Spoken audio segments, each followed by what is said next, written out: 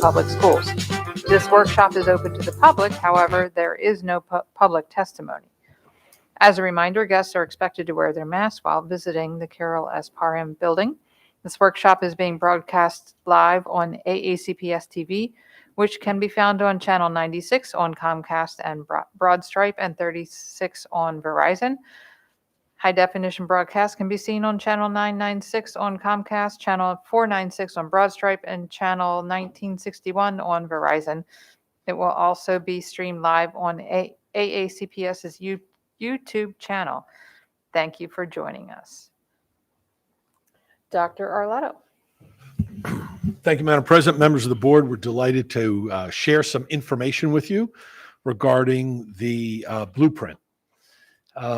Before you sits two of the state experts. I would say they are the experts in the state for anyone that could actually be an expert in this area because it is so new. I think it is in flux and changing as we are beginning to sift through it all and make sure that we understand its meaning and purpose. So before you is Dr. Shannon Pugh, who is our Director of Community and School-Based Programming.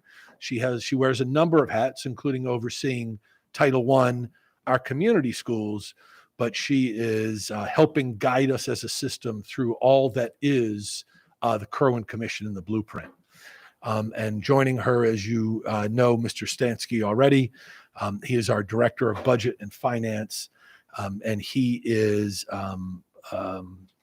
helping lead the other CFOs across the state through the interpretation of all that is Kerwin. And of course, so much of it is money related and budgeting across so many different categories. And so he is, we're lucky to have him here, and he is helping guide the state through this process. So without further ado, I'll turn it over to Dr. Pugh and to Mr. Stansky. Thank you for being here. Thank you. Thank you, Dr. Arlotto. Madam President, Madam Vice President, members of the board, thank you for allowing us to present to you today on the Blueprint for Maryland's Future. It's been a long journey, and so we're happy to start moving forward in implementation. So a little bit of background. So Senate Bill 905 from the 2016 legislative session established what is officially known as the Commission on Innovation and Excellence in Education, or Kerwin Commission for short, is due to Dr. Britt Kerwin, who is Chancellor of the University System of Maryland at that time, was appointed chair. And the commission really had two overarching goals. The first was to review and recommend any needed changes to the current education funding formulas. And this was really based on a study that was conducted by MSDE through APA Consulting, that found that in Maryland in 2015, there was a funding, what they call a funding adequacy gap of about $2.9 billion, meaning that Maryland as a whole was underfunding public education by $2.9 billion in order to get to the targets sort of outlined in the state as far as academic achievement. The second recommendations, or second sort of big rock, was to make recommendations to enable Maryland's pre-K through 12 system to perform at the levels of the best performing systems in the world.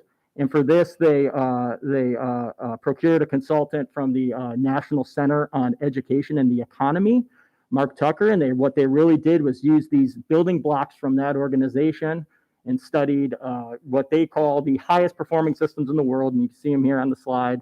They looked at Finland, Singapore, Ontario, Shanghai, China, and Massachusetts. And really what they did is took what they thought were the best parts from each one of those systems and tried to frame it in what they called the Maryland context, meaning how do these big sort of policy areas or big building blocks fit into how Maryland runs schools and how they're structured. And so basically those were like the two overarching themes and goals of the commission.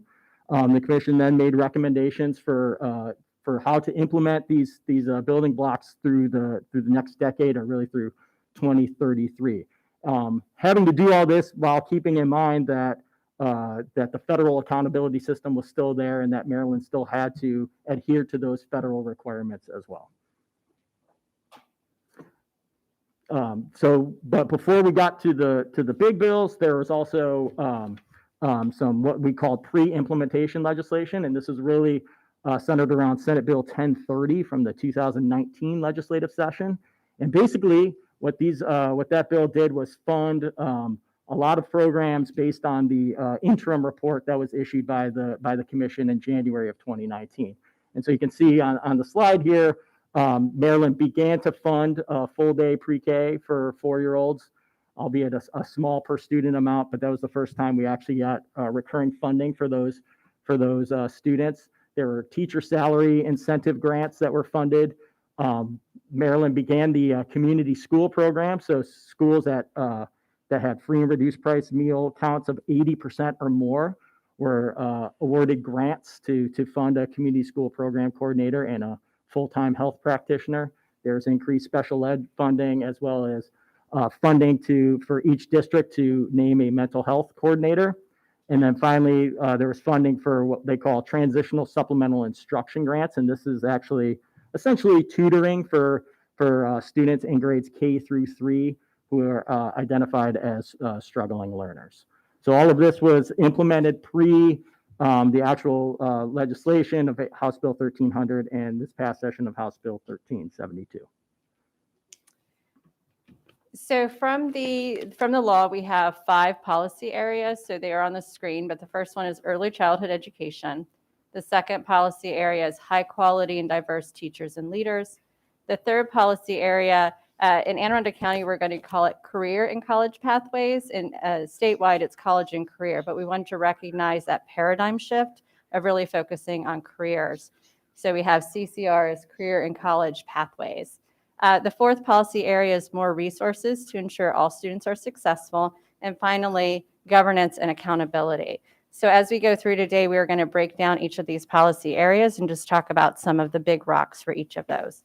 But before we get to that point, I want to let you know some of the work that we've already been doing in Anne Arundel County, as well as across the state, and unpacking and understanding the law and really developing processes as we move forward. So Anne Arundel County, we are, I will say we're a little ahead of the game, which is a good thing. So we were one of the first school systems in the state to start work groups focused on the implementation and unpacking the legislation or the law related to Kerwin or the blueprint. So right now we are in what we are calling stage 1 of this work. This work is where we have work groups that meet every week for 3 to 4 hours to by policy area to look at the law, look at the context in every piece of it. So for example, we can't just look at the blueprint without looking at the entire education code of Maryland, in addition to the federal requirements such as the ESSA plan as we move forward. But the stage 1 work is unpacking the law, addressing any of the immediate deliverables. We've had several reports that have been due to either MSDE or the state legislature, or what we'll get to shortly, the AIB board. And so we have completed those reports. We've identified many questions that we have for MSDE, and then we're preparing for stage 2. So our stage 2 work is the work that we anticipate starting in February. In February, per the law, the AIB is supposed to submit a plan of how we are going to implement Blueprint across the state. At that time, all school systems will have to align a multi-year plan to whatever AIB issues in February. So in February, we anticipate stage 2 kicking off. Stage 2 will include creating more robust team memberships of those work groups, as well as focus groups and other opportunities for teachers, students, parents, community members, and administrators to have a say and provide ideas and work on the goals and benchmarks related to the implementation of Blueprint. So on a statewide level, we are meeting. So I serve as the district coordinator for Anne Arundel County. Every district in the state had to identify a implementation coordinator, and we meet every few weeks as a state under the leadership of Maeve and Pazam. And on that team, we are very well represented from AACPS. Mr. Stansky serves as the leader of Policy Area 4 for the state. Ms. Ortiz is serving as the leader for one of the CCR teams. And also on those teams, we do have other representatives from AACPS. For example, Ms. Batten and Mr. Wajak, who is the Director of Instruction, serves on the CCR teams as well. I'm going to let Mr. Stansky continue a little bit more with the AIB. Yeah, so the big sort of immediate takeaways from those working groups is we want to be able to garner questions that districts have, and so possibly to inform any sort of potential amendments that we may need during the legislative session, or changes, or just questions to the AIB or MSDE as far as implementation. As Dr. Pugh alluded to, by law, the AIB has to issue sort of a statewide implementation plan by February the 15th. There are some members of that board that have already indicated that may be an aggressive deadline, given that they've just formed, but it is in the law. So we'll have, in order to push that date back, I think they'll need a legislative change for that. The law then further goes on to say by April 1st, MSDE must issue sort of a rubric or framework on how they're going to grade and recommend approval or not approval for each district plan. That's part of the law, is that MSDE provides the AIB with a recommendation of approval or not approval.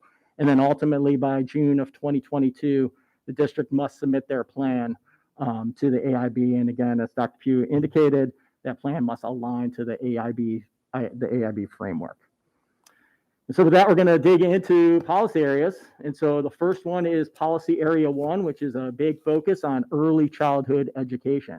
So the commission and the law anticipates and requires a significant expansion into pre-K full day for both 3 and 4-year-olds. So that's the first big change. Right now, the districts are required to provide at a minimum half-day programs for 4-year-olds. This will now change, and in order to receive funding, that districts will then have to offer full day for both 3 and 4-year-olds. And I would say, and the priority is given to what they call Tier 1 income eligible families, as well as students who are identified for special education. A big change here is right now, the poverty threshold level is about 185% of poverty, which is for a family of 4, about $49,000.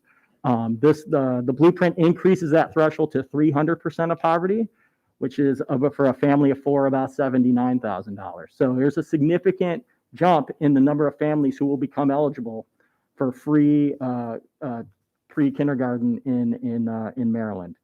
And so with that, Dr. Pugh is going to kind of walk you through some of the big rocks here in this policy area. All right. So first of all, as Mr. Stansky mentioned, we are going to receive some funding for per pupil funding increases for full day Pre-K, currently we have 16 half-day programs that we are planning to move to full day as we move forward.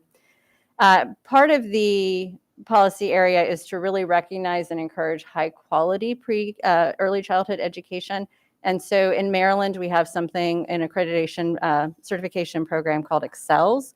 Excels actually doesn't stand for anything, it's just called Excels, but that is the certification. It is a very robust and time-consuming process. It takes about 18 months to get a classroom certified in Excels. We have actually been in conversation with MSDE to talk about the some of the challenges related to that platform. I'm not talking about the requirements of Excels, but the actual platform that we have to upload things. It does not allow for districts or even school-wide uploads. It does require individual classroom uploads of hundreds of documents. So we are working with MSDE and our partners to see if we can streamline that effort. And MSD was very open to us providing some suggestions on how to make that an easier process as we move forward. In addition, the blueprint requires that our teaching assistants also have more education and ready to work with our students in our pre-K classrooms. That's going to be a little bit of a change. We have our TAs who currently do not have associate's degrees, but as we move forward, that's going to be one of the expectations or the certification that comes with pieces of that. So the blueprint calls on a possibility of a public and private relationship where we could work with private pre-K providers in order to fill some of these seats or recommend or make available some of these seats. However, as of right now, it does not appear that many private providers are interested in forming that partnership with us, and I'm sure you're wondering why that might be. So to highlight a few things of the requirements. So it doesn't matter whether you are a public school system or a private provider, you have to provide you have to align to the same requirements. So number one, they have to become Excel certified. Just said that's a very lengthy process for them to do and by each classroom. In addition, they have to offer the same salary and benefits package that the school system offers. We pay our teachers significantly more than most of the private pre-K providers in the Baltimore-Washington corridor. And so in addition to that, they would have to follow the Anne Arundel County or any county. So this is an issue, not just us, this is an issue across the state. They would have to follow the school system's calendar and hours of operation. And in addition, they also can't teach religion. So altogether, when you look at the private providers that we do have, it's a financial consideration for them. MSD has taken this opportunity to reach out to private providers. They are currently working with private providers to try to get them to participate in the program. As of right now, that's not a requirement on us to do that partnership, although that will be in the future. So they are working on those pieces for right now. As we expand the number of seats, we need more space. And so our regional assistant superintendents worked very hard to go through every elementary school to try to find where we have possible classrooms for this expansion. We even are being so creative that, and you might know that in our high schools, we do offer certification for our students who want to engage in pre-K or early childhood opportunities. So we do have classroom space in high schools that we do offer opportunities for half-day pre-K programs already. So we are looking into possibly using some of that space as well for the full-day programs. Through the efforts of everyone, we do believe that we have secured enough space for the next year or two, but in all transparency, then we are out of space. So just putting that on your radar. This program also goes from, right now we have 4-year-olds, except for ECI. We do have 3-year-olds in our ECI programs. But now we're going to expand to 3-year-olds. And to have a program for 3-year-olds offers or requires a different level of supports than we are traditionally have. And I do want to be just very transparent when we talk about 3-year-olds in pre-K. We have no intention whatsoever of trying to teach 3-year-olds how to read and do math and writing. It is all very much grounded in play-based learning. The state standards that we have to follow for that program highlight Social emotional skills highlight speaking and listening, fine motor skills. So we're not going to try to teach 3 or 4-year-olds outside of what is developmentally appropriate for our youngest learners. We also are going to have to build in rest time or nap times for our youngest children as well. So it's just going to be something we're changing, changes some of our structures. We have been or have allocated or identified opportunities to leverage ESSER funds to make this first transition. And Mr. Stancy is going to talk about that. Yeah, so let's talk a little bit about budget implications here in Policy Area 1. As Dr. Pugh alluded to, in our ESSER 3 grant, we did propose using some of those funds to begin the expansion of full-day pre-K. And so the reason we did that is similar to other funding we get from the state and the county, we get funded a year behind, right? So you have to count the September 30 enrollment of the prior school year to get the revenue. And so there's always a upfront cost to expanding a program. And so we thought, what better use of ESSER funds to attack the opportunity gap, really, comply with Policy Area 1, and to, where possible, expand our pre-K opportunities, because once those students enroll and get in our 930 counts, then they can come off the ESSER funding and then on to the state and local funding formulas for pre-K. So transitioning to that, so yes, we finally will get money from state and county for pre-K, and this will be a recurring theme for me tonight. It is, you see state and county, right? So the blueprint mandates that there are state and local components to almost all the funding formulas. And given Anne Arundel County's relative wealth to the rest of the state, what you will see is that more of the mandates will be on the county side and not on the state side. And that's just strictly due to our, what our wealth numbers have looked like traditionally, and probably what they'll look like moving forward. So keep that in mind when folks are saying there's a lot of money coming with the blueprint. A lot of money is really going to be on the backs of the county government as opposed to the state government as it relates to Anne Arundel County Public Schools. I do want to also mention that while there is money that will be required, it is still not subject to the maintenance of effort calculation. It is still, that calculation is still a K through 12 calculation. But when we get to Policy Area 4, we'll talk a little bit more about how the maintenance of effort calculation is going to look with these required matches moving forward. I do want to again emphasize, Dr. Pugh mentioned the space issues. So in the blueprint, it does mention that the Interagency Committee on School Construction should prioritize pre-K requests, but it doesn't identify any new funding sources for school construction statewide. So all that really means is if pre-K may fall higher on the priority list, but that means something else is getting bumped off, right? Now they're thinking around to help offset that was this private partnership piece where we could engage private providers in availing themselves of seats, then lessening the cost on the district, at least from a capital perspective. As Dr. Pugh alluded to, I think we're going to struggle in that for a couple years until, one, I think the per pupil gets high enough to where it would attract some of our private providers, and maybe some of these other barriers that we had been discussing maybe get looked at again by the legislature. And then I think the last thing I'll say on this is this is going to require additional work in human resources to get folks, especially on the teaching assistant side, to get those certifications because that is not a requirement right now. We all know the current environment for hiring people is tough, and asking for those additional certifications to work in those jobs will just be another challenge that HR and the recruiting team are going to have to work through. All right, jumping ahead. So Policy Area 1 is really trying to attack the achievement gap, the opportunity gap for those youngest learners. Now on to the Policy Area 2, which is high quality and diverse teachers and leaders. And so this was really the overarching theory of action here, is that we want to attract the best and brightest into the profession, and we want to keep them in the profession. And so by doing that,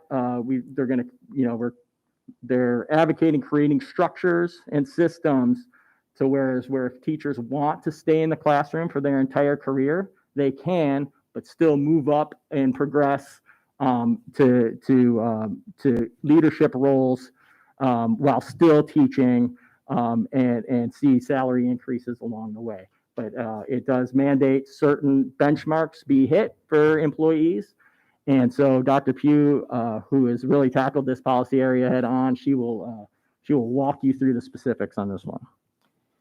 So when he says walk through the specifics, we're just going to hit a few of the big rocks. This is very robust policy area. So the first piece that will affect us immediately beginning next year, we're very excited that our nationally board certified teachers are going to have a salary increase of $10,000 per year. So that is a salary increase. It's not a stipend. So that does impact their retirement and other pieces of that. So for this past weekend, matter of fact, National Board just released the next round of certifications and maintenance of a certificate. Matter of fact, if when teachers logged in this weekend and they achieved pumped a bunch of fireworks and everything, so some social media, there was a lot of that on social media. So congratulations to them. They had to achieve or recertify in the middle of COVID and hybrid teaching. So a big shout out to them. We believe that we have eligible for this salary enhancement. We have about 263 or 64 teachers who this would qualify for next year, not counting those who might have certified this weekend or had a recertification.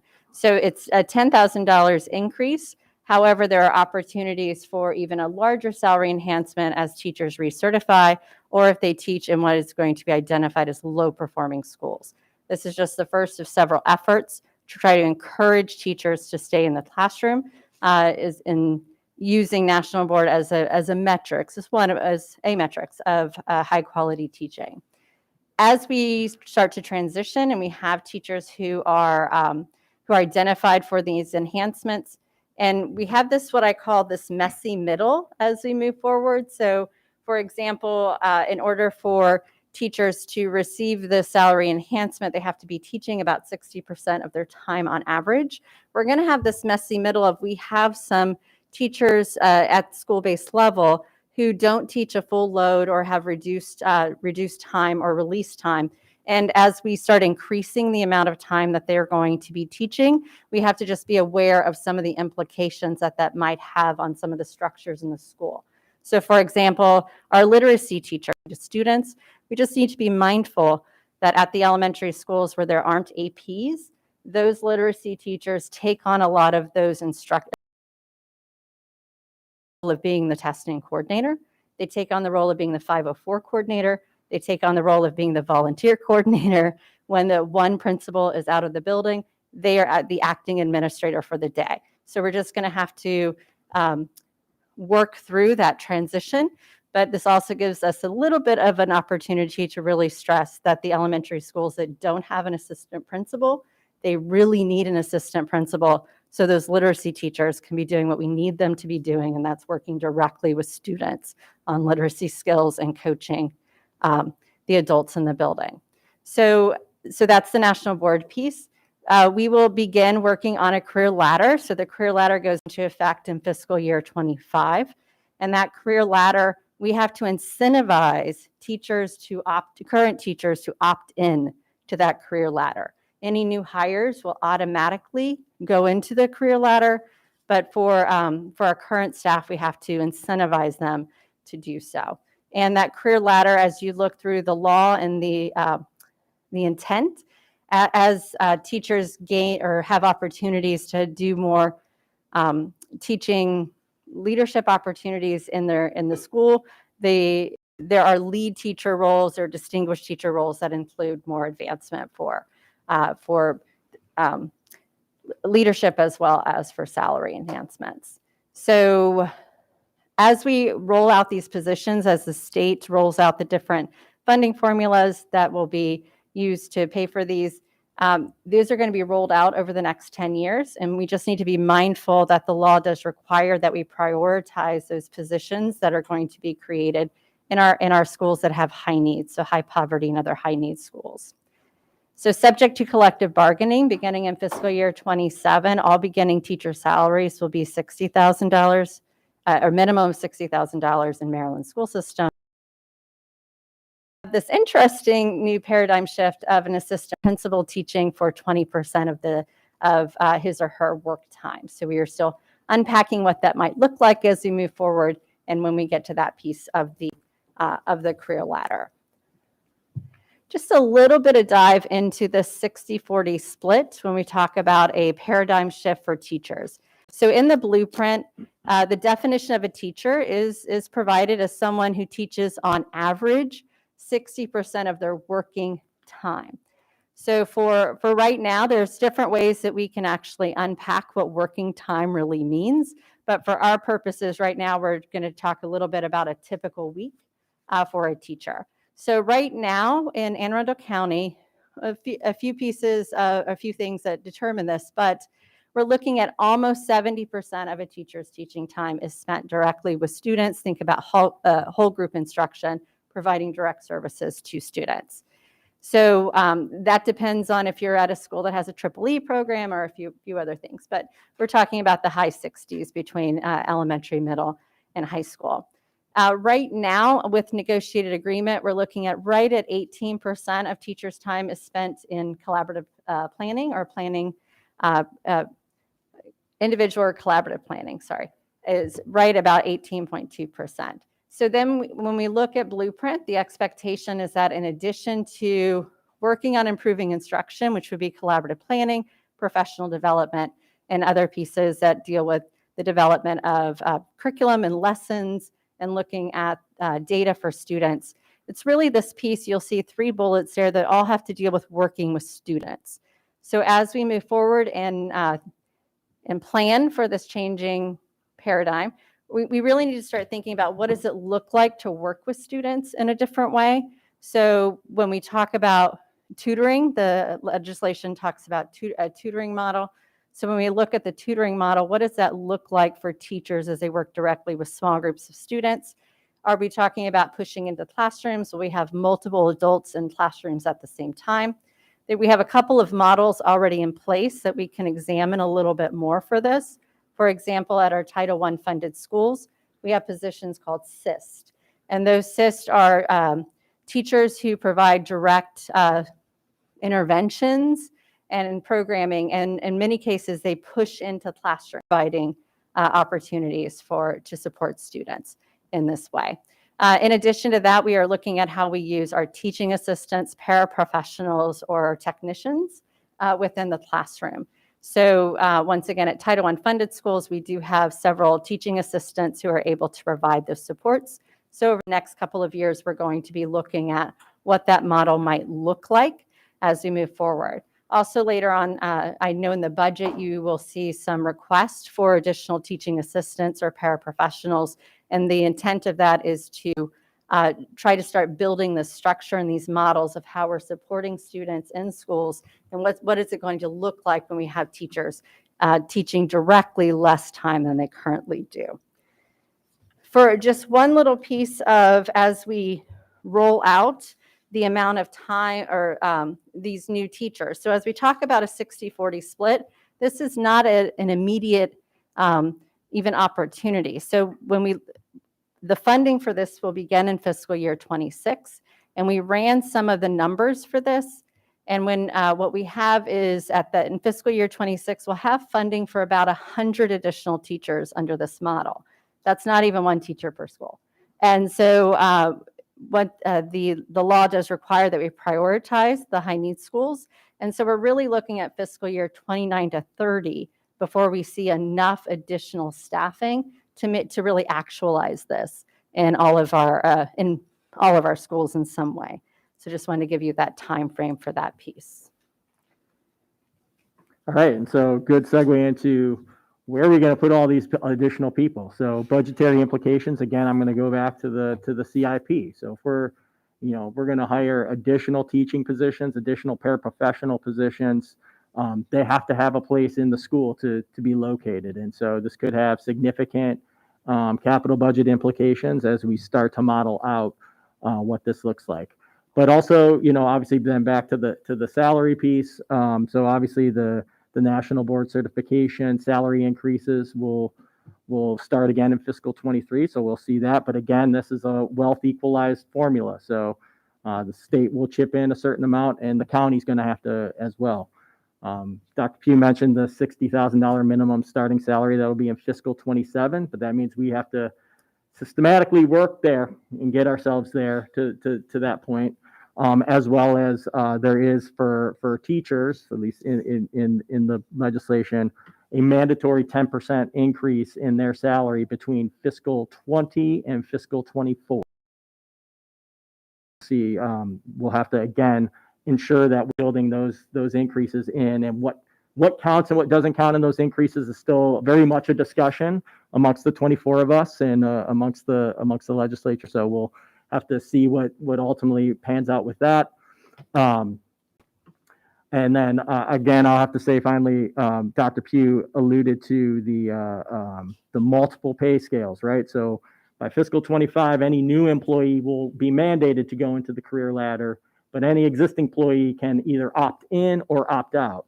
What that means more than likely is we're going to be managing multiple pay structures in the school district for a time. Obviously, we want to create a system where everybody's going to opt in, but the reality is that's probably not going to happen. And so we're going to have again resources in place, especially over in HR, to ensure that we can manage both multiple pay structures for essentially the same work, right?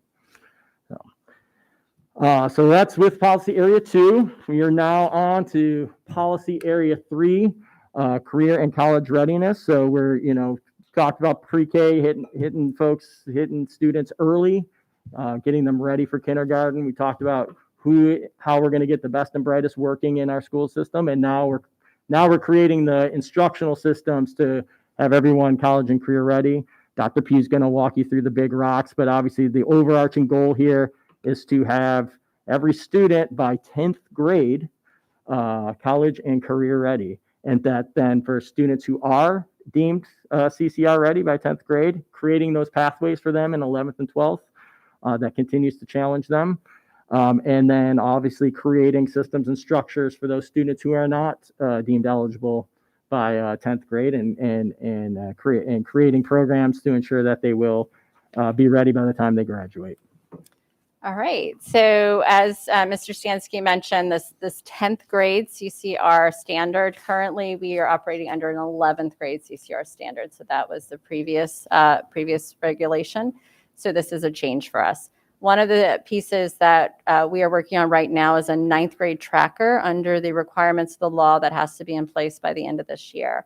And that 9th grade tracker is to help us monitor the progress of our students of when we would need to provide additional supports to them in their 10th grade year so they could be hopefully deemed career and college ready at the end of their 10th grade year, so that they are then ready to really engage with advanced placement, IB, or career pathways, and a lot of dual enrollment opportunities with the community college as part of that piece as well.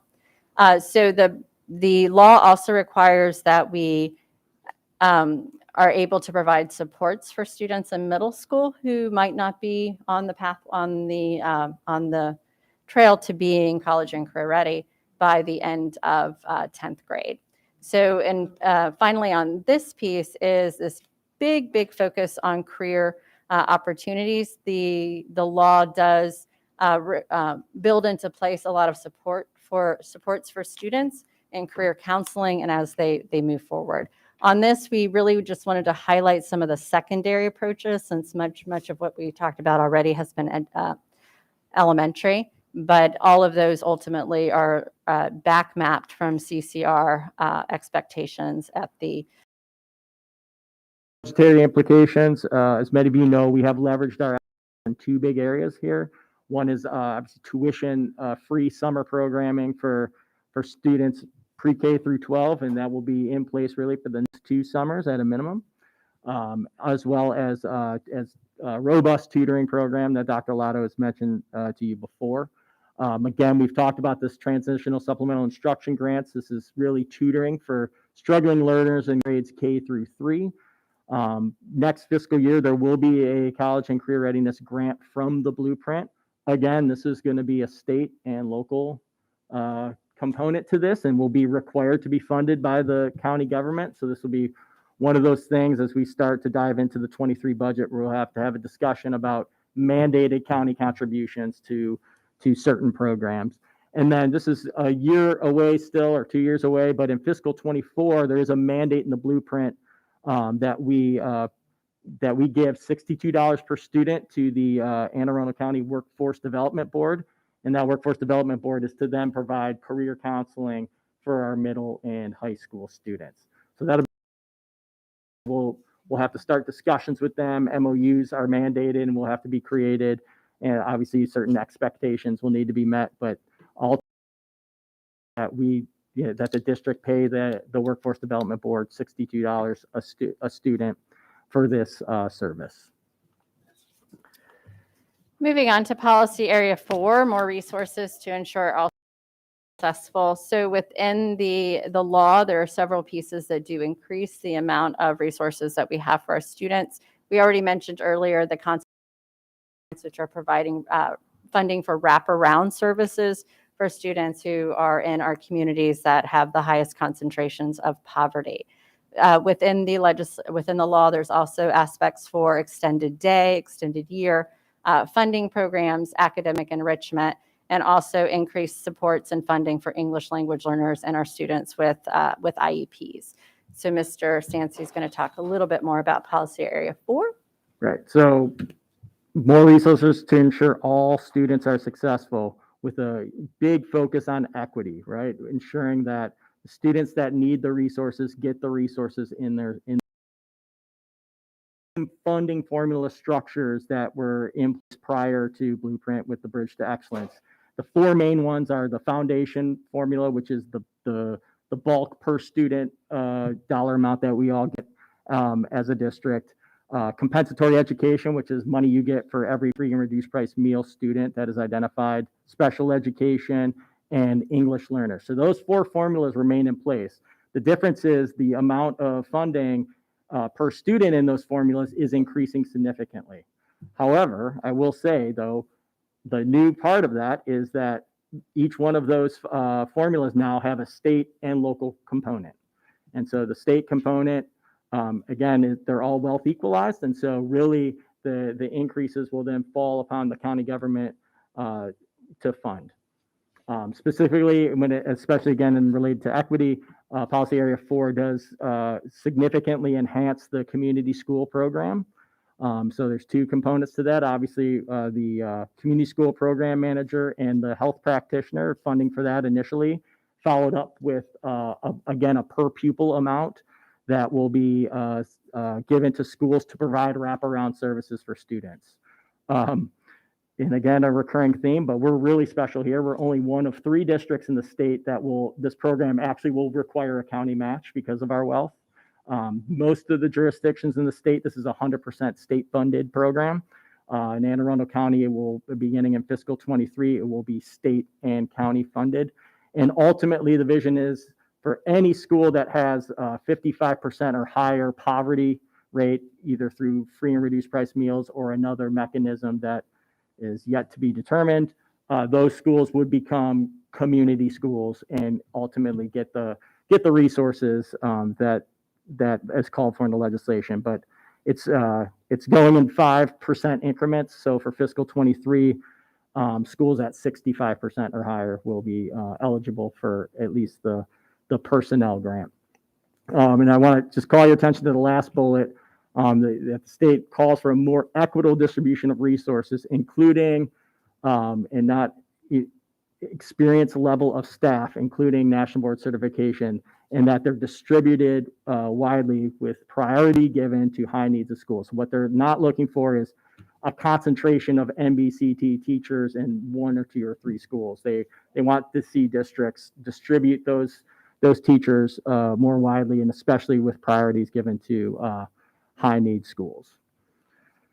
So again, fiscal implications. So maintenance of effort, that traditional calculation is still going to be there, but what is following it then is also the local match component. So the maintenance of effort now calculation will have two components. You'll run the traditional calculation. You'll add up all the local matches that are required, and then whichever number is greater becomes the maintenance of effort number for the county.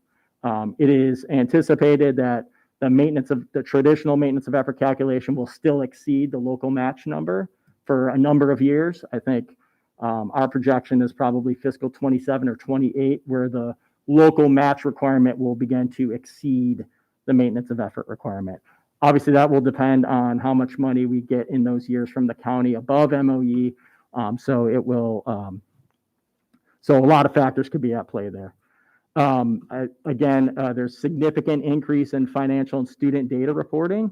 And I think I would be remiss if I didn't say there is at the moment no admin support for the Blueprint grants. And what I mean by that is when you get a federal government grant, they allow you to take 2 to 3% for oversight and administration of the grant. The Blueprint is not allowing that. And I think, that's going to be a struggle for us and all the districts to ensure that these programs are implemented with fidelity. And so I think it may be wise to review that to see what supports districts can get in order to make sure that these grants are implemented and implemented well. And finally, the last policy area is accountability. And so this is basically the creation of the Accountability and Implementation Board, which is a separate entity from the State Board of Education, and its sole purpose is to ensure the Blueprint for Maryland's Future's implementation, and that the 24 jurisdictions are implementing as per the law and per the Kerwin Commission. So one piece that we felt you needed to know about with Policy Area 5 has to do with what is called the expert review team.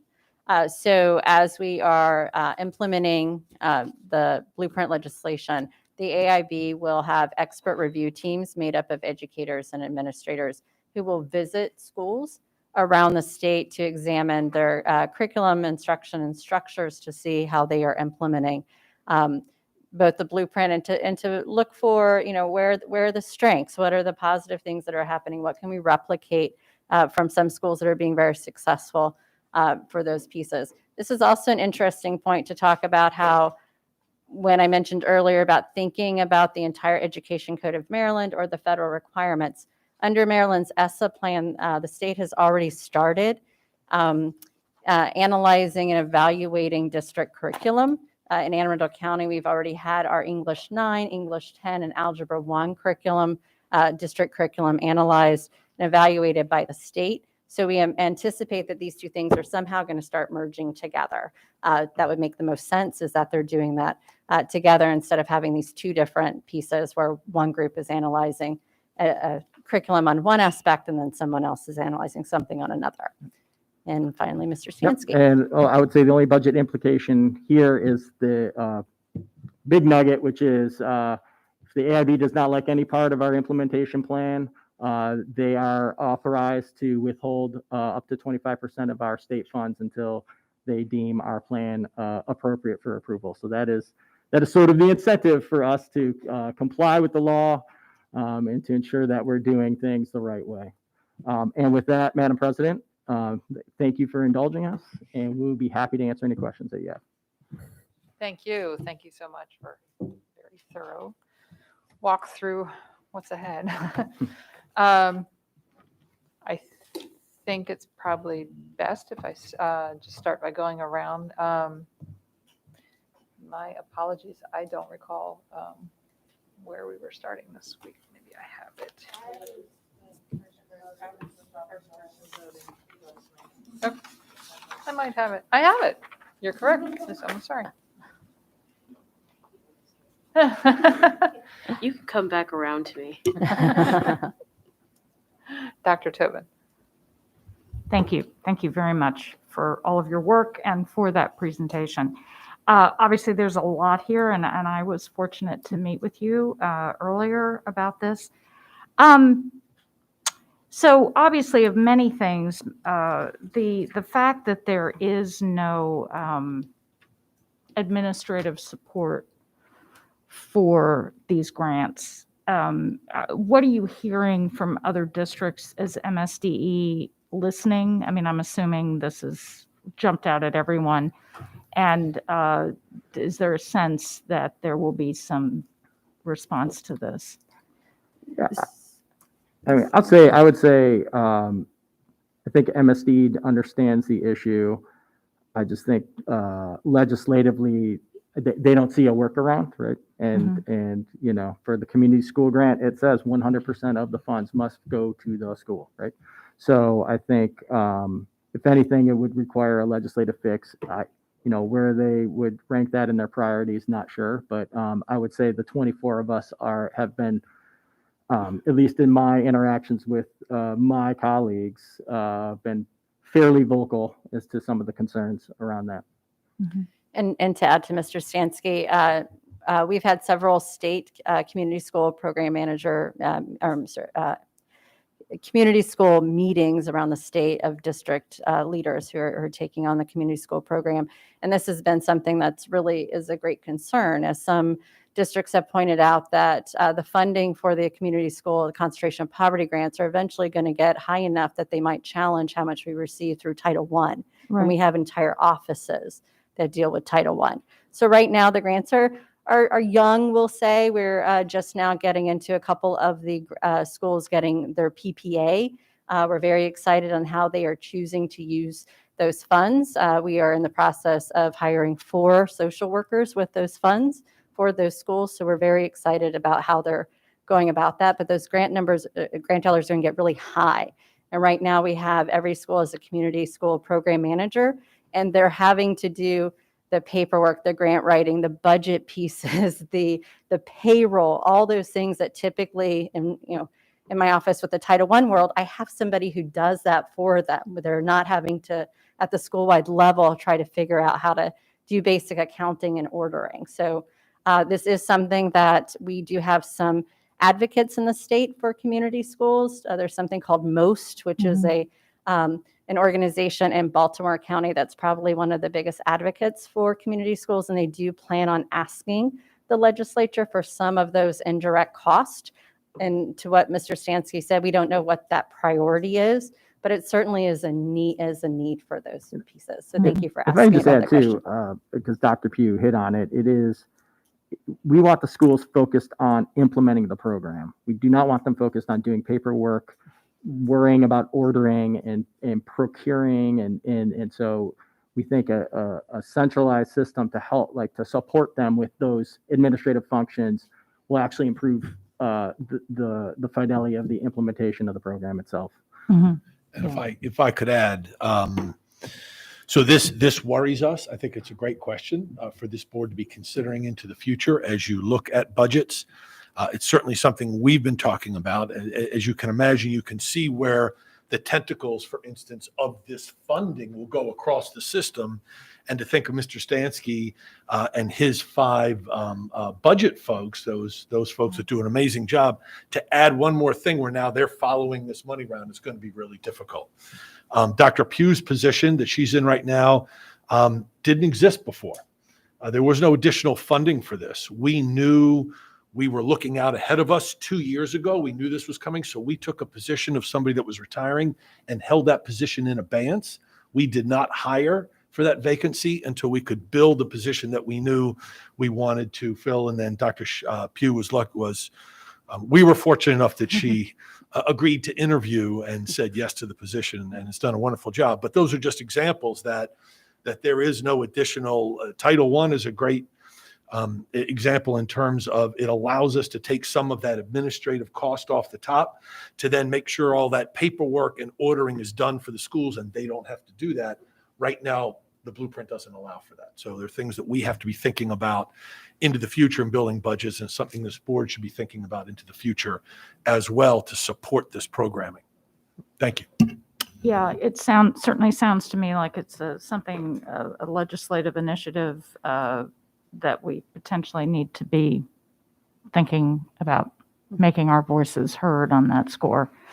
I will leave it at that for now. Thank you. Ms. Schalheim? Yes, thank you so much for the wonderful presentation and very thorough. I always have a worry about this. There's a state and a county piece to covering the funding for this, and I know we're very county heavy in terms of our financial support, and what will that do to existing programs? Will it be a supplemental type of situation, or are you worried or concerned at all about supplanting of existing?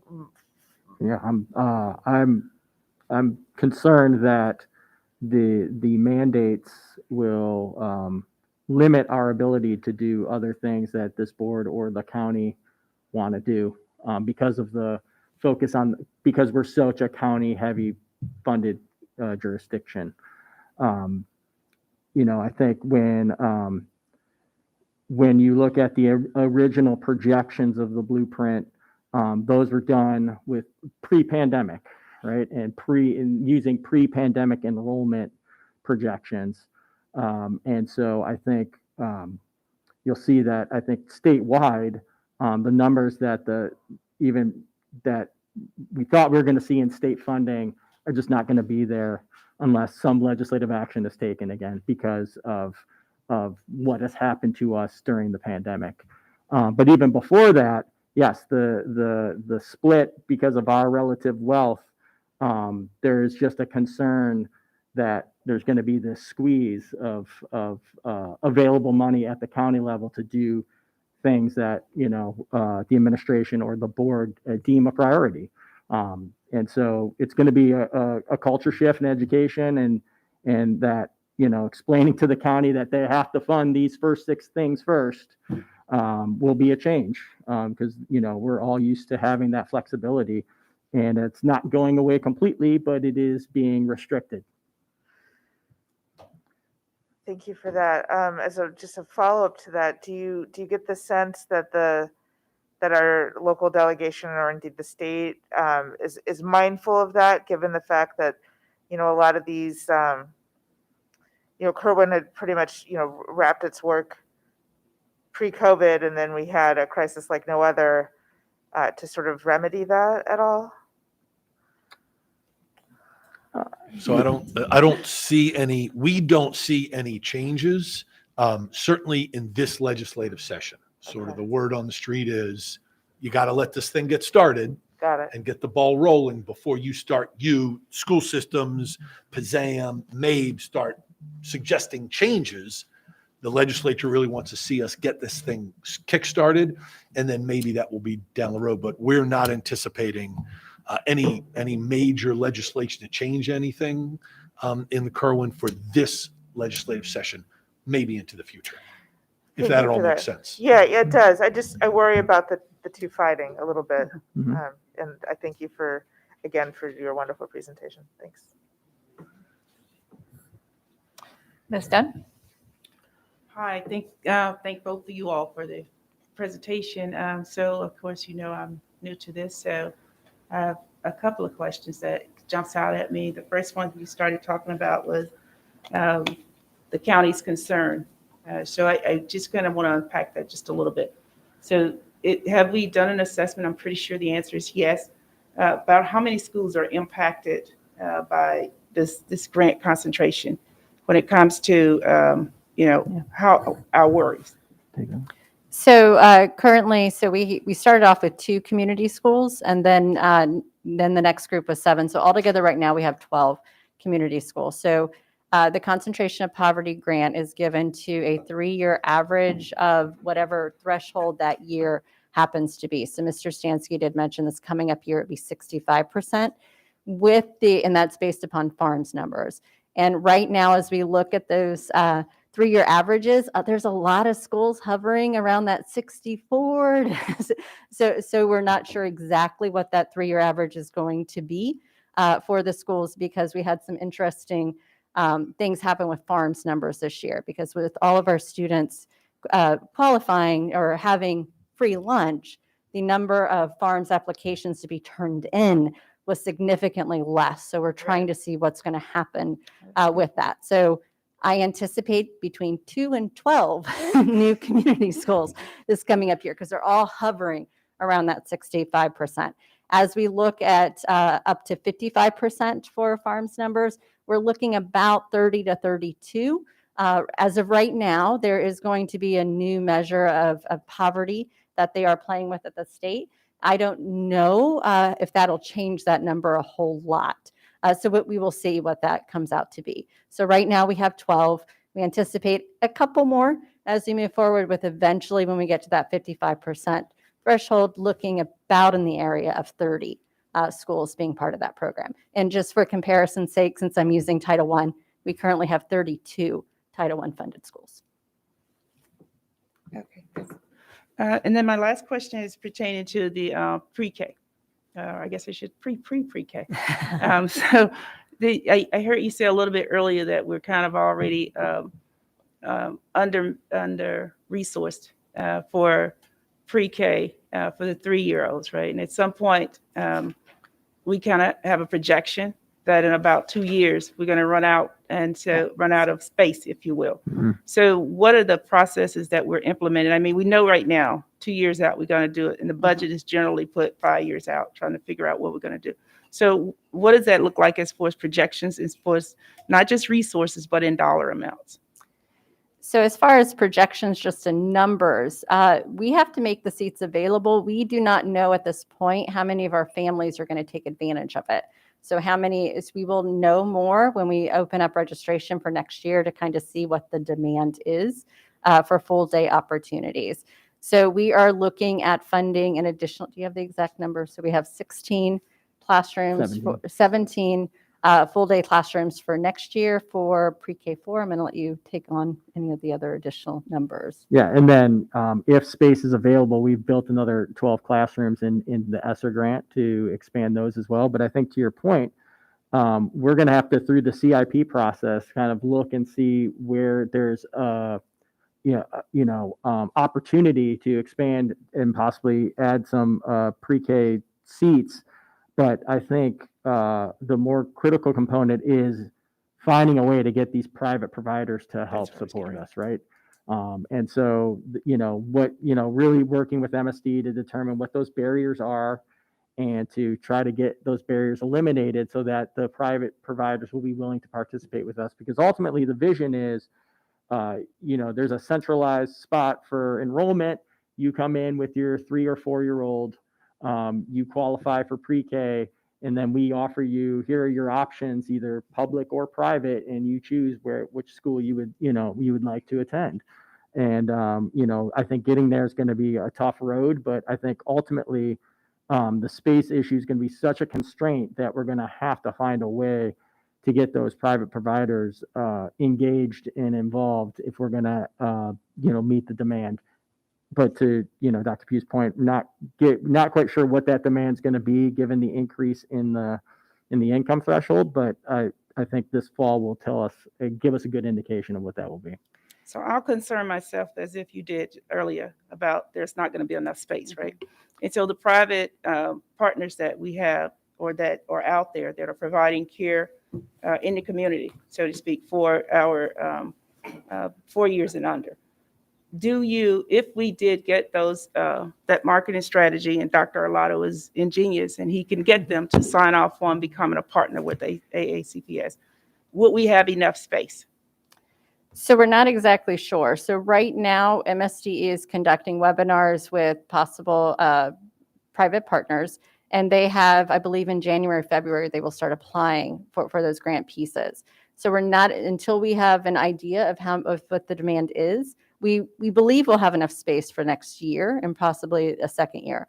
Part of the law did include, they recognize that this could be an issue. So this is not an Anne Arundel County struggle or issue. This is really a struggling issue, especially in the Baltimore-Washington corridor and in small counties that just don't have a lot of private pre-K opportunities. So in the law, they actually did suggest being creative, finding senior centers and some other places where we might be able to have pre-K classrooms, but that opens up a lot of other challenges with that. So for example, if we were to find a senior center where we could have a pre-K classroom, what does that mean for ed specs? What does that mean for having an administrator there, a counselor there, a nurse on call? So how far away is that senior center from a nearest school? Who's taking care of security? What's the background check? So although the legislatures did try to think about, okay, be creative, think about other places that we could have these pre-K classrooms located, there's just some reality of some of the logistics involved that we're not sure if we're comfortable going down that pathway just yet. So it was an understanding that space would be an issue. Lisa Seaman Crawford has been in meetings with the state where they have had conversations about what are we going to do with the need for more pre-K spaces. So to answer the question of whether or not we know we'll have enough seats, we are very, very sure that we'll have enough seats for next year and possibly the following year. After that, we're not exactly sure. Okay, thank you. Mr. Silkworth. Thank you, President Ellis. I thank you both of you for being the experts that you are in this, and your presentation is absolutely fantastic. I just want to clarify a couple things. By 2027, we must have a minimum teacher salary of $60,000. Starting, so fiscal 27, so that's July 1 of 2026. So that means that we need to begin the process between now and then to make sure that we arrive at that. Correct. I just That- and wanted to make, that's a statewide mandate. yes, I just want to make that point clear. You talked about more education for TAs. So we currently have difficulties getting TAs, but my question, will existing TAs be provided with resources to be able to meet the expectations? So right now we're in the process of having a survey of our existing TAs, number one, to find out really what interest do they have of pursuing an entire associate's degree. In many of our schools, they can be a TA if they have 48 credit hours in anything, but that doesn't necessarily mean they're on the pathway to an associate's degree. So as we figure out exactly where we are with where our TAs are as far as their interest in getting a position, we have already had conversations with both Anne Arundel Community College as well as our own Professional Growth and Development Office about what supports we're going to be able to provide our current TAs to meet that requirement if they so choose, and to let them know that those are opportunities. We're also hoping that if we can craft a program that's really enticing for them about getting their associates, we might be able to entice them to maybe pursue getting a teaching degree at some point as well. So we're hoping that if we can wrap them in to supports with the community college and other institutions of higher education, we might be able to encourage some who are thinking about teaching as a profession to get their 4-year degree and their teaching certification. So we are in that process, Mr. Silkworth. Thank you. Now, will the nationally board certified teachers, did I understand that you said that they will be given challenge pay for working in certain schools? Yes, so the law does call for if a nationally board certified teacher is teaching in a school that is identified as low performing, it's an additional $7,000 in a year for them to teach at that school. And what's really great about that program is if that school comes off the list of being low performing, the teacher will continue to receive that $7,000. So there's an incentive to stay there. You've built a great program. We don't want you to leave. So that is that piece. We're in the process of MSDE providing some guidance of how we're going to identify schools as low performing. But once we have that information, Dr. Arlotto will be sharing it. And you indicated that the national board certified teachers would be given a $10,000 increase per year. Uh-huh. I might suggest that might incentivize some of our other teachers who are not nationally board certified to become so. Final question, will a teacher not nationally board certified qualify for challenge pay for working in a challenge school? Under the blueprint, no. The additional pay is only for teachers who have the national board certification. And that is the intent, Mr. Silkworth, is to incentivize as many teachers as possible to go through the national board certification That's what I thought. process. Right. Thank you. Thank you. Ms. Frank? Thank you. I also had some questions regarding the preschool for 3-year-olds, so I thank Ms. Dent for starting that off. And the space, I know that that's a concern, as Dr. Arlotto and I toured some schools recently. There are some schools that have sensory rooms, and they're using the one extra room that they have for sensory space. After this year, you indicated that we're out of room. Are you planning to take those rooms that are being used in that manner, or is that an option for you at this point? So I will say, as the regional assistant superintendents did look at the space, they did take into consideration that in some schools we are using them as sensory rooms and things like that. So I can't answer entirely if what those rooms at every school were part of the consideration. I know in some cases they definitely were. I know of one particular school where I was promised a room that we're using community school funds to build a sensory room, but I was promised that room was not considered right now part of the pre-K because we didn't want to invest the funding and then have the room taken for a different purpose. And so it definitely was a consideration. Those rooms are very, very important for our students, now so more than ever. So we're trying to find that nice balance. So I think we're definitely in a good space for next year. So we'll see as we move forward additional needs for those rooms. Yeah, I would say every school that I've visited, if they do have a sensory room, they value it very, very greatly. So I would hope that they would be able to keep those rooms as long as possible, and hopefully forever if they could. But the other question I have is the expansion of the student body. Is that going to impact our lunch and recesses for other students? I'm sorry, I didn't understand the question. The expansion of our student body, if we're bringing some more students in, is that going to impact our lunch and recesses? I'm sure it will. It's just simply having more students there. We haven't run through the possibilities with our administrators and teacher leaders of what that might be. I don't know if there's more to say. No, I think you're absolutely right. So the short answer is yes, it's going to have some impact. If you've got 20 more students that are either 3-year-olds or 4-year-olds now in the building, that's something that the administration of the school is going to have to consider in terms of accessing the cafeteria, the media center, the gym, as they go through their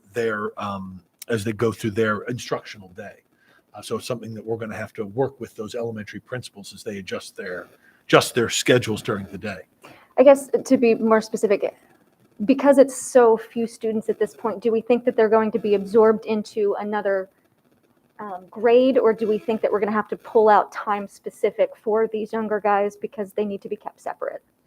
So I think that depends not so much with the pre-K, but with the pre-K 4-year-olds, but definitely pre-K 3-year-olds. They're going to be interacting differently than the pre-K, than our traditional pre-K at 4-year-olds. And I don't think the numbers initially are going to be huge, but we really don't know. The 3-year-old piece is so new to us, it's so new to all of us. We really don't know what to expect in terms of parents wanting to access our programs. And certainly, as we've already talked about, has already been mentioned by a number of you, access to the private sector. That is really on the forefront of the thinking of the blueprint of the commission, the Kerwin Commission. Was they knew that space was going to be an issue. If you'll remember, we added kindergarten in 2007, and there was no capital money that went with the addition of required kindergarten in Maryland schools. We're still building kindergarten additions. We are still building kindergarten additions. So it was well known and it was well discussed that space is going to be an issue. So if we'll take advantage of the space that we have. We're certainly going to have to be planning for additions to elementary schools for more space. And we're going to have to really work with and encourage our private partners around the state, but certainly around Anne Arundel County, for them to really take in some of those 3- and 4-year-olds so that we can make the whole space work. Yeah, a lot of pieces. So I thank you for your answers. Yeah, definitely some concerns that are going to pop up, and as you called them, big rocks. So I appreciate you explaining some of that to me. Do I have one more question, or am I good? Okay. The only other question I have is, as it stands now, do you have an approximate cost of what the county fiscal impact would be in year 24 from now, what the approximate increases are going to be, and what this county is going to be responsible for approximately in that fourth year? Or, Not yet, no? but we will be discussing it when we get into our budget workshop in January. All right, thank you, guys. Ms. Corkadell? Thank you, President Ellis. Let me get to, a lot of it was covered, so hold on one second. I wanted to go to the policy bucket number 2. They use the term low performing, and I would presume it's based on the outcome testing scores predominantly. And then there is a high poverty definition, and then a high needs definition. And then we have farms, and then we have Title I.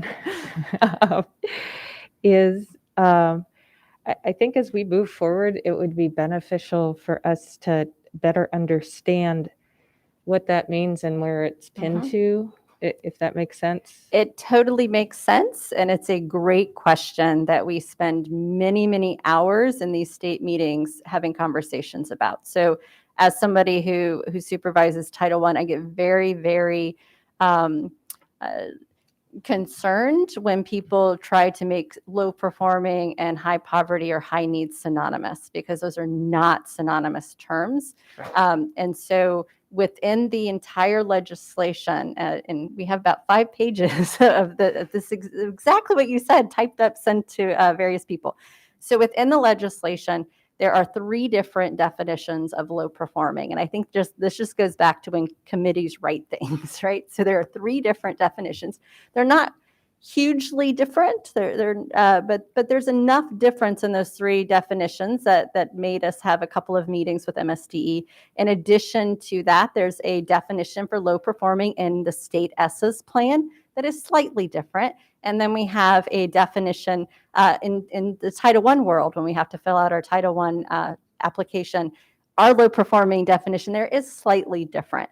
And so one of the things we are seeking from the state in some form or fashion, whether it's a legislative fix, whether it's a MSDE piece, of let's find a common definition. Most of the implementation coordinators, we would much prefer the term high needs, just in general, because when we look at things like incentivizing teachers to teach at low performing schools, what we're really looking at is we have schools that are hard to staff. We have schools that are hard to staff because the needs there are so great. There are such great needs of our, we talk about students, social, emotional health and support. We also need to think about teachers who are teaching students who have high needs every day.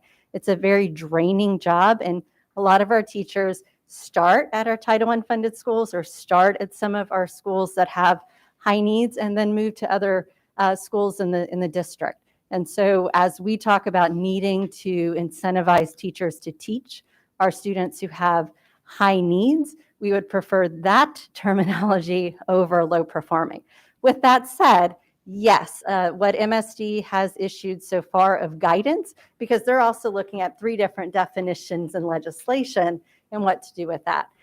They are using testing data to give us guidance on those low performing identifications. So I don't know if that answered it, but it certainly agreed with you that it is a bit confusing, and we are working our way through that. It did. I guess my concern is if I have a lot of schools that meet the high needs definition, but not the threshold to put us in a better light as it relates to grant receipts, as well as the thresholds for the county ownership versus the state contributions.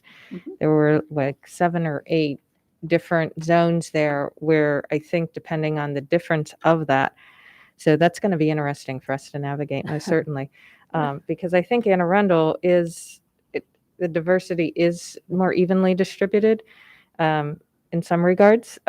So we don't see these mega pockets of, whole regions necessarily. And when we get to the high school level is where I get concerned, because I think the elementary school level,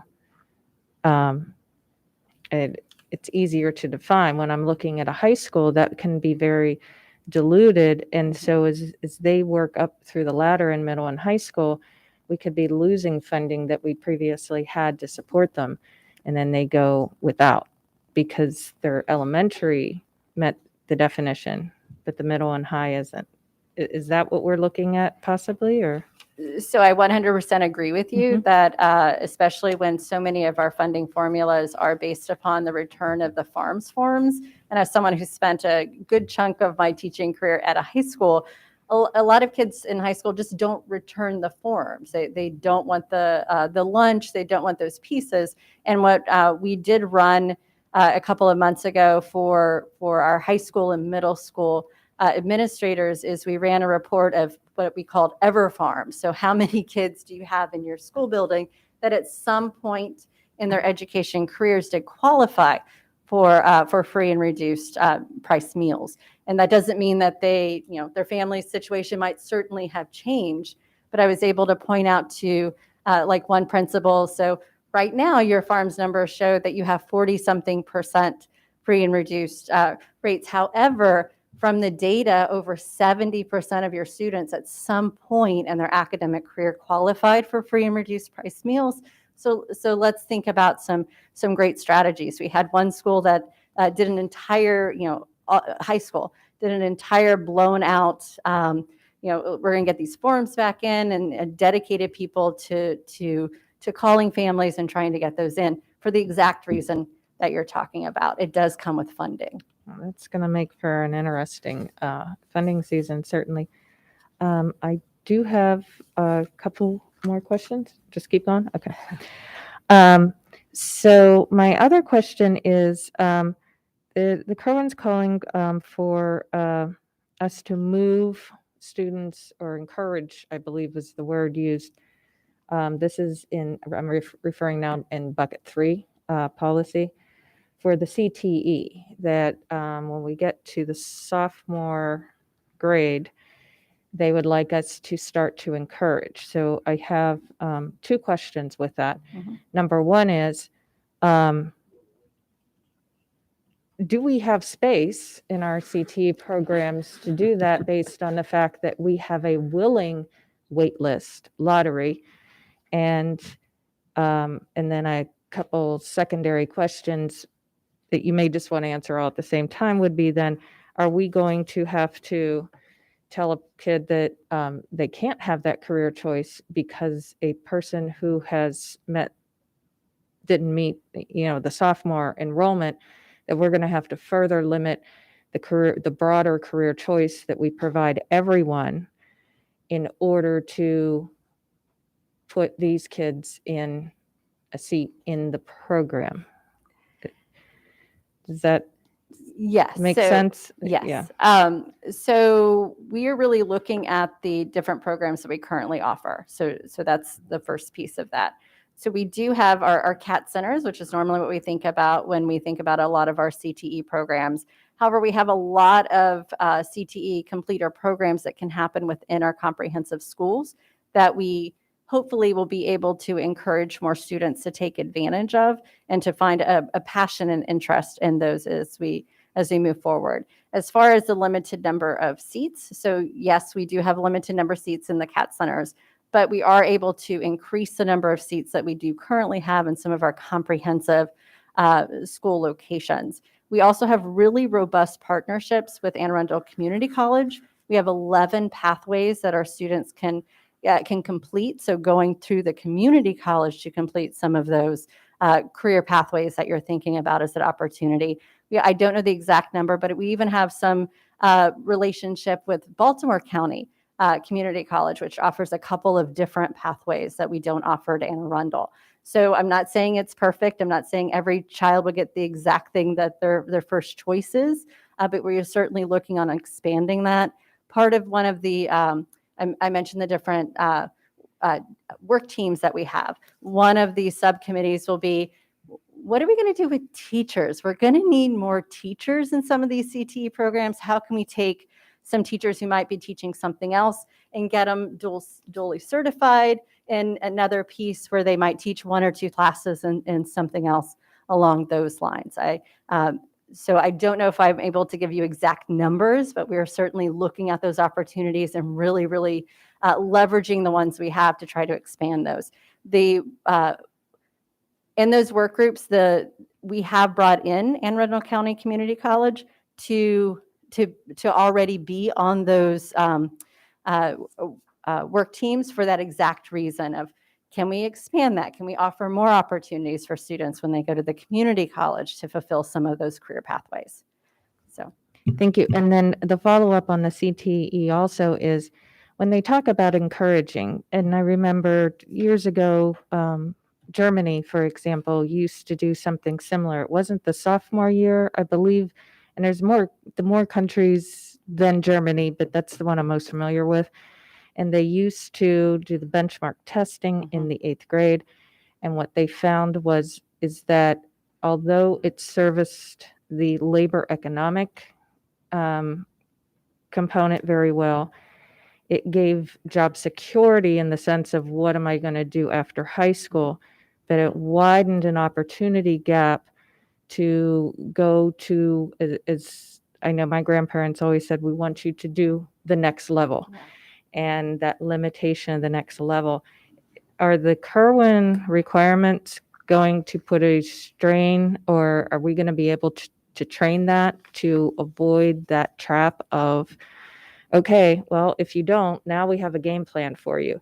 So we're not going to, the natural occurrence of a tendency. Do we have plans in place to kind of make sure that we're doing this in the way that will truly help and not, create a cycle of limitation for an individual family or communities or a school? So great question, and I love the international connection there. Several years ago, I was able to go through some different schools in Germany, so it was a great experience. Part of the philosophy when we think about the work of Mark Tucker and some others is we need to help, going back to that paradigm shift of career ready, we shouldn't think about career and technical educations as not being the next step, as being something inferior to college, which I think has been one of the struggles that we've had. So the law both deals with students who are deemed college and career ready by 10th grade and who are not. But it's not so much of, if you're not college and career ready, it means you're probably not going to college, so we want you to go on this track. That's not the intent of the law and legislation at all. The intent is really trying to find students what they're interested in, what they're passionate about, what they want to do with the rest of their lives. That may or may not include college, but it also might be just a wonderful technical career that it took them 2 years to achieve that. I'm sure everybody in this room has had to pay many people in technical careers to fix things or other pieces that, they make very good livings, and we need to honor that and respect it and not think of a technical or career technology education pathway as something as being less than college. And that is part of our own paradigm shift. And so that's something we're going to have to work through. We do not have, you do this, you go this way, you go do this, you go this way. It's still part of that counseling. So when we talk about workforce development counseling, they're not counseling anybody out of wanting to pursue college, and also not counseling anybody who wants to pursue college into the other way. It's really about their interests and their goals and their expectations for their own lives and what they see themselves in the future of, having their own families and what do they want to do as adults. So I think that's really important to understand and stress to people, is that this isn't a, one path is for if you're really strong in academics and one is for something else. I often talk to students when I was teaching about, I think going to a CAT Center or CTE program is great, but you always want to leave that opportunity in for one day maybe going to college because you might want to own your your own business. And so we want to provide those opportunities and pathways. There's a lot of work with that state CTE team of doing a dual pathway, and I'm not talking about for dual enrollment of that, both CTE and college. So what does that pathway look like? And so there is work around that. Well, and I know our computer science, for example, there is at CAT, we do have at our CAT centers computer science, and that's definitely a multi-degree, usually master's preferred, et cetera, et cetera. I had one more question, President Ellis, and that was a general one. So I noticed that our ESSER funds are earmarked for some of the heavy lift and the onboarding. What percentage of the ESSER funds, I know we got 2/3 of what we applied for, is that correct? For ESSER 3, that's correct. Yep. And so what percentage of the those ESSER funds, because I just saw little bullets there, are roughly how much of it, dollar-wise, is going to be instrumental in us performing successfully to Kerwin? I don't know if I could put a percentage on it, but I would say when developing our ESSER 2 and ESSER 3 plans, we had the blueprint in the forefront of our mind, right? And so pre-K was a good, just solid program that met the ESSER requirements, but also fulfilled a need for us in sort of providing seed money to expand those programs without having to go to the county per se to ask for expansion of seats. The tutoring and the summer programming, obviously, dealing with the learning loss and things of that nature. So I can't really put a percentage on it, Mrs. Corkadell, but I think it's fair to say that the blueprint was in the forefront of our minds as we were developing our plans. So just to make sure I'm clear, so some of the tutoring that we had even this summer on the previous ESSER funds and the summer camps in particular, and some other additional ESSERs, if they were to be moved or shifted, that would basically put us almost in a double negative because Absolutely. we'll be Kerwin deficient, not just deficient of funds for learning Absolutely. loss and such. And in fact, if you Okay. read the language in House Bill 1372, the legislature cannot mandate how we spend the ESSER dollars. It's strongly encouraged that we tie those ESSER dollars to blueprint initiatives and report on it as such. Yeah, I noticed that. Yeah, actually, yeah, that was one of the reasons I was bringing up the question. I just want to make sure that I'm clear that we're going to have to lockbox some of that. Absolutely. And keep it coveted, because there's always between now and the end of the year, there's always going to be something urgent to come up, and we don't want to put ourselves there. Yep. Thank you. No more questions. So pre-K, I appreciate the questions about not only the space, but like the number of lunches. That's already a concern for me. We have elementary schools with 6 lunches. Kids are in school for, I think, less than an hour and a half before some of them go to lunch. And that just seems like we're just solving it as like a math problem when we're talking about little human beings here. So yeah, I have a big concern about adding any more lunches. I don't know how that's going to work. And so are we no longer going to offer any half-day pre-K? So the plan is to move our half-day pre-K to full day because that is how we will be, that's the expectation from Blueprint. That's the Yeah, I mean, blueprint. Right. Yep. And that's the only way you get funding. That's right. Yep. I guess I just want to point out that's a loss for a lot of our families. I had I had 3 and 4-year-olds who were still napping, and it just wasn't. It wouldn't have been a good fit for them to be in school all day. But there's a great advantage to half day of pre-K and getting that exposure and those opportunities without putting demands on our little 3 and 4-year-olds. So I don't disagree with you. The research that we have done, a little bit of research that we've done with our private providers and parents around this issue, because as you know, we have been slowly converting as Yep. money has allowed our half-day programs to full-day programs, well before Curran was in place. But many parents say to us they would prefer the full-day program because they have a difficult time with childcare for half of a day. Sure. Right? It's easier for them to get to work and leave their children with us for the full day. Yeah. And so that it's makes been sense very for, popular in a number of areas. Certainly Yeah. may not be the case for all parents and all Right. communities, but number of the communities and parents have been very thankful to take advantage of full day pre-K. right. And I'm certainly not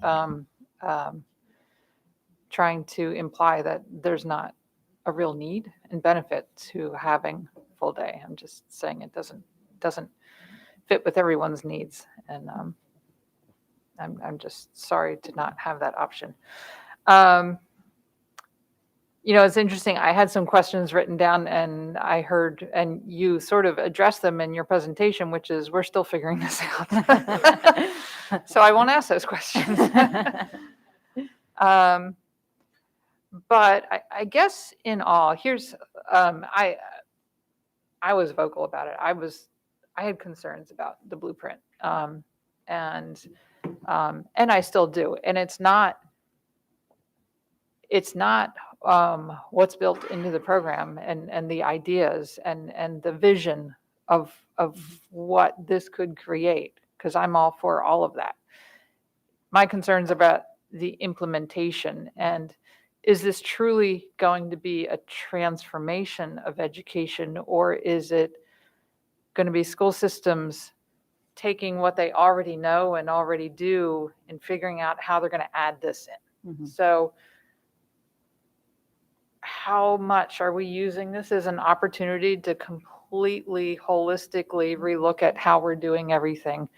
For example, if we have teachers who are now going to be on a much more sort of professional path, Mhm. and this is not to say that our teachers are not professionals, they absolutely are. But if we're creating these career ladders, and we're going to have the need for more adults interacting with our students because teachers now have to have more planning time and so forth. Mhm. How much are we going to just transform the way we do things so curriculum is developed in the schoolhouse?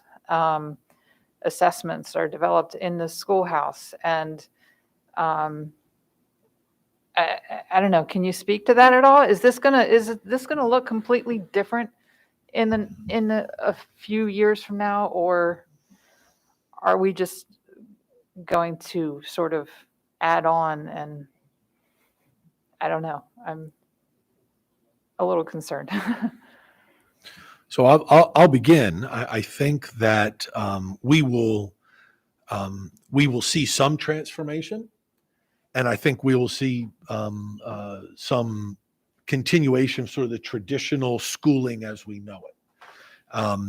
Some of the countries that we were compared to go to school longer for a day and go to school longer in a year. I'm not sure that we're headed there yet here in Maryland. But I think one place that you'll see a difference is if you've got teachers that are teaching children at 60% of their time, with 40% of their time now outside the classroom, but professionally engaged either in planning with their colleagues or directly working with individual students that are in need. That's very different than their time now, right? Their time is so regimented, particularly when you think about elementary schools, but we're talking about all schools, where now we're moving from 100% of basically of their time in the classroom to, except for their planning periods and collaborative planning, to 60%, but now mandated to be engaged with students either in planning with their colleagues or to be engaged with students that are in need, is transformational. I mean, I think that's a fabulous use of teachers and students' time during the school day, because we know how much we know the difficulty we have in getting students to stay after school, access tutoring and programming that's after school for a variety of reasons. And so the more you can build into that day, I think the better off that our students. So I think I think that is a transformational piece. Having assistant principals back in classrooms, another transformational piece, very different. They are budding instructional leaders. They were learning to be instructional leaders, but they were also high quality teachers coming out of the classroom and into administration. And so now having part of 20% of their time back in classrooms and teaching children or tutoring children, I think is a significant and transformational change for us. So those are just two areas that I think about off the top of my head. We have as Matt and Shannon have shared with you, these planning committees, and this is part of what they're talking about. How does Blueprint fit into where we are now? And then how is it going to change, or can it change the work that we do going forward? And Shannon, I'm sure you've got. Sure. A couple of other pieces to add on to what Dr. Arlotto said is really looking at what we've done in a lot of places. We've identified a couple of teachers at each building to kind of take on the total leads of everything. So for example, the literacy teacher, 100% of that. We have behavioral specialists. So we have somebody who's 100% of their time devoted to that, or the Alt 1 teacher or the Title I math teacher. What we see as an opportunity here is to really spread out those responsibilities so that's shared between several teachers. So that's going to be a paradigm shift, and we have to get to that point. That's one of the reasons I was pointing out. We're really not going to see the funding that will bring the additional staff to really help that for a few years as we move forward. But the key to all of that is always time. And so you did mention curriculum and assessment. So as how we do that structure here as a district right now is, well, in a typical year, which the last 2 years have not been typical, in a typical year, we have about 400 classroom teachers participate in the curriculum and assessment writing process for the district. And that includes the creation of our curriculum guides, which are based upon the state mandated curriculum. So when people talk about curriculum, we're talking about lots of different things. So the state calls their standards the state curriculum. We take those pieces, look at prerequisite skills, look at building of different pieces, and put that into a curriculum guide that does include the flow, the scope and sequence, sample lessons, sample assessment. So that takes time. And so the idea that we're going to have in 5-6 years, we're going to have some good amount of time that teachers, more teachers could participate that directly within their schools. We have a few models that we might build on top of that. For example, in our IB schools and our arts integration schools, what those teams of teachers do right now is they take the AACPS curriculum guides and then they create new units. So they don't create everything from scratch. They take what's there, what works best for their unit or their theme, or however they're doing that. The opportunity to allow that to happen with more teachers is actually very exciting. We have really shifted over the last couple of years. You mentioned assessments. We're really working on having our teams of teachers create assessment banks. And from those assessment banks and task banks, thinking about performance-based assessments, having then teachers in collaborative planning choose those items, choose those tasks that they want to do. But ultimately, that all goes to time. And so as we're shifting to the structure, I do see great opportunities to help for our teachers to be really taking some of those leads of creating those similar units like they do in IB or arts integration programs for them. So I definitely want to see a major shift in what education looks like, and our teachers as professionals really making those professional decisions of what works best within their schools and classrooms. All right, thank you. Are there any more? Yeah. Oh, I've forgotten. You have to come back. Ms. Omasori. So, because I'm trying to figure out the right word to call it, but because this initiative runs for so long, about 12 years, the numbers that you have on it, especially when it comes to monetary advancements, I guess I call it, so getting teachers to having a minimum pay of $60K, or even the threshold of $79K for a family of 4, accounting for low income. Well, is that number fixed? Is that number going to adapt to changing economic environments because like what we consider low income in 2021 is not what Right. we're going to consider. Yeah, for so it is, 2023. so it's 300% of the federal poverty level at that time, right? So as the federal poverty level changes, that income threshold will change. So if the poverty level increases, then the 79,000 will grow. So it's something that will be reviewed annually to determine what those thresholds are. And so going back to the 60K for teachers in Maryland, I'm assuming it seems to go without saying that the reason why that number is picked is to give teachers a livable wage as at a minimum. And so what in that same questioning back to will it adapt with time, is that number fixed or will that adapt with whatever by 2027 if that is no longer livable I think what I wage? can say is it's fixed in the legislation, but is subject to negotiations with collective bargaining units in each jurisdiction. I mean, right, so the overall goal is to have, brilliant people such as yourself, instead of choosing engineering or accounting or something else, to choose education and to really model the career ladder is modeled around, competing with those other professions to attract the best and brightest into our classroom. And so that's sort of the overarching goal. But in order to do that, we have to invest a lot of money up front to get those, at least get the pay structures where they are competitive with other similar professions. Okay, those are my two questions.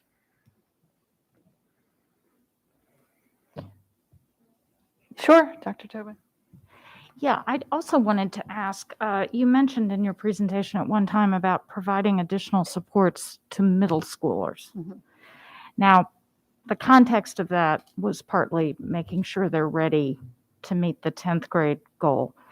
But I would assume that the CCR and CTE would also require students to be thinking earlier Mhm.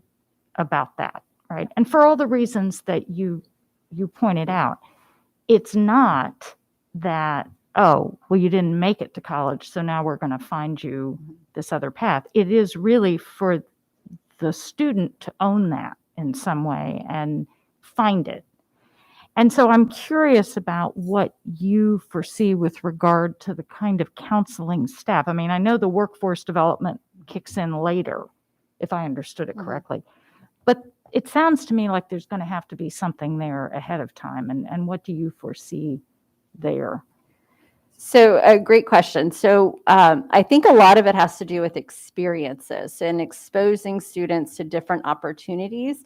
And I would even argue that that probably needs to be an elementary level of working with, field trips to CTE or to the CAT centers, field trips to the, different museums or different businesses. So students kind of start seeing what the opportunities are in the world so they can start making connections of, oh, I'd really like to work with my hands on that. I'd like to do that. What type of education do I need for that? What types of courses should I be thinking about that to make that a positive experience or the likelihood of my getting there?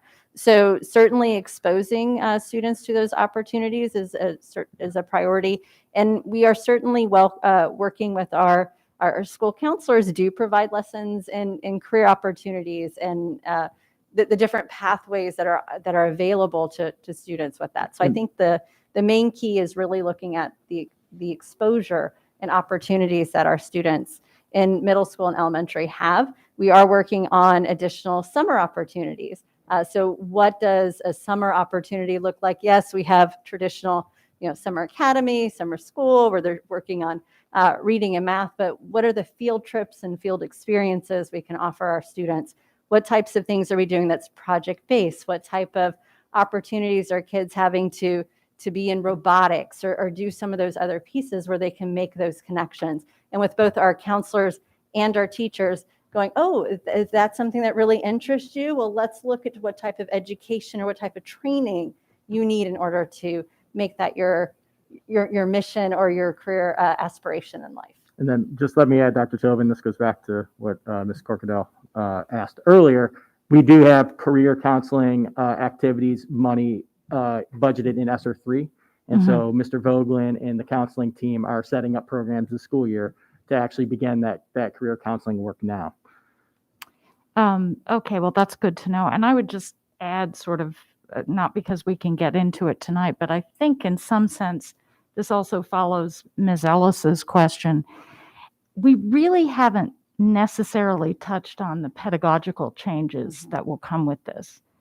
And everything that you're mentioning, Dr. Pugh, suggests that expeditionary learning, PBLs, all of that may have a different role to play. And something else you mentioned in your presentation, just what the classroom is going to look like. If you have multiple adults in there, you've probably got a very different classroom. And so, you know, I at some point, I think that might be an additional discussion worth having, because it does seem to me my understanding of Mark Tucker's work is that there are pedagogical intentions here, and that will play out. And I think that is part of the transformation potentially that Ms. Ellis and Dr. Arlotta were alluding to. So thank you. Exactly. Thank you. Ms. Corkadell? Thank you. Just a quick, it's actually a request, President Alice. I have, looks like 1, 2, 3. I have 4 questions that are relevant more towards our specific contracts with some of our employees. Would it be possible for us to address those questions as it relates to existing contracting and Kerwin in a closed session environment in the near future? Because it would affect our budgeting, or at least for me, some of the answers, but I do believe it's probably more akin to a closed session discussion as it relates to career ladders versus steps. And the other thing, I can give the general categories, of course. I don't think you need to. Okay, but yeah, if we need to go there. Okay. Thank you. Thank you. And Dr. Arlotta, you mentioned that students in other countries that were, I guess, referred to in the development of the blueprint spend more time in school.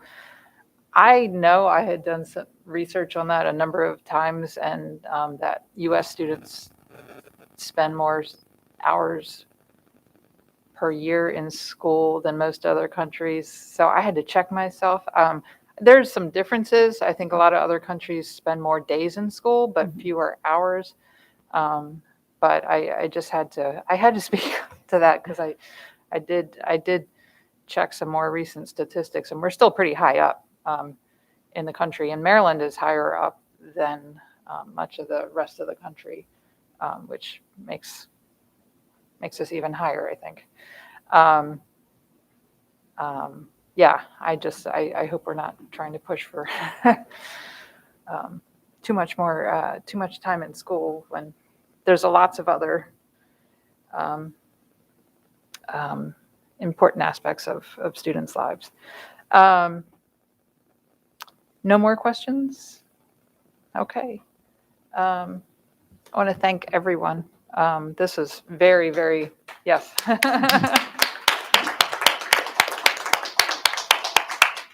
Very helpful, very informative, and we appreciate your time. Thank you. Thank you.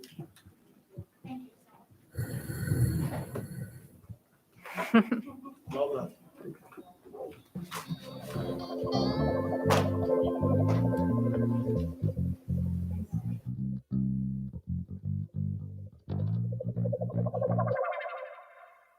done.